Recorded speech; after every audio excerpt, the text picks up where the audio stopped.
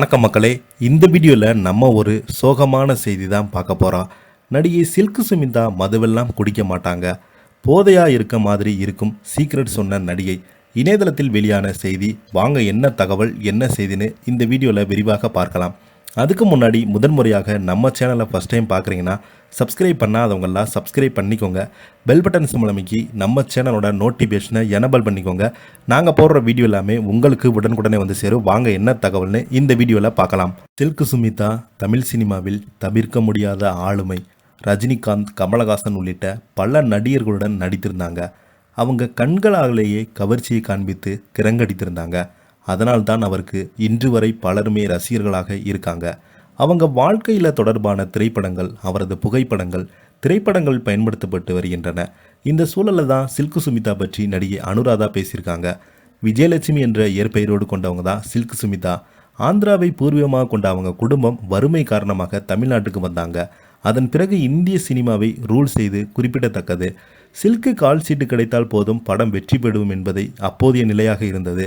தமிழ் சினிமாவில் பல கவர்ச்சி நடிகைகள் வந்து கொண்டே இருக்காங்க. ஆனால் அந்த கவர்ச்சி அழகாகவும் அளவாக உடலில் மட்டுமே கண்களில் காட்டுவது சில்க் சுமிதா மட்டும்தான். தமிழில் வினுச்சக்கத்தில் இயக்கிய வண்டி சக்கரம் படம் மூலம் தான் அறிமுகமானார்.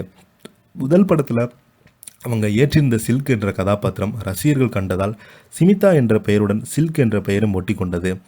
அப்போதிருந்து அவர் சில்க் சுமிதாவுக்கு மாறினாங்க. சில்க் சுமிதா தமிழில் அறிமுகமானாலும் தமிழ் மட்டுமன்றி இந்தியாவில் இருக்கும் அனைத்து மொழி திரைப்படங்களில் நடிச்சிருக்காங்க.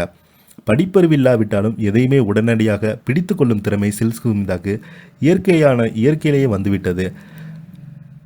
திரைப்படங்கள் நடித்திருந்தாங்க. படிப்பறிவு இல்லாவிட்டாலும் எதையும் உடனே பிடித்து கொள்ளும் திறமை சில்க் சுமிதாக்கு இயற்கையிலேயே வந்துவிட்டது. இதன் காரணமாகவே அவங்களால பல மொழி திரைப்படங்களில் எளிதாக நடிக்க முடிந்தது. ஒரு முறை மலையாளத்தில் மோகன்லாலுடன் ஒரு பாடலுக்கு ஆடுவதற்கு கேரளா செல்ல நேரம் இல்லாததால் மோகன்லால் சென்னை வந்து சில்குடன் நடனம் ஆடிவிட்டு சென்றதெல்லாம் சில்க்கு மட்டுமே படைக்க முடிந்த வரலாறு. இயக்குனர் பாலு மகேந்திரா எப்போது தனித்துமானாரோ அவரது இயக்கத்தில் கேமராவில் நடித்த சாதாரண அழிக்கூடிய பேரலாக தெரிந்தது. அப்படிப்பட்ட சூழலில் இயற்கையாகவே பேரலையாக இருக்கும் சில்க்கு பாலு மகேந்திரா இயக்கத்தில் 3ஆம் பிறை படத்தின் பூர்ணம் விஸ்வநாதுக்கு ஜோடியாக நடிச்சிருந்தாங்க. அதிலிருந்து தெரிந்து கொள்ளும் சில்க் சுமிதா எந்த டெம்போட்டுகளுக்கும் அடங்காதவங்கன்றாங்க. சூழல் இப்படி இருக்க அவங்க தூக்கிட்டு தற்கொலை செய்து கொண்டாங்க. அதற்கு காரணம் குறித்து பலருமே பலவிதமான யூகங்களை சொல்லி வராங்க. இந்த நிலை தான் அனுராதா சில்க் சுமிதா பற்றி பேசும்போது பிணவரையில் சில்க் சுமிதா ஒரு மூலையில் கிடந்தாங்க.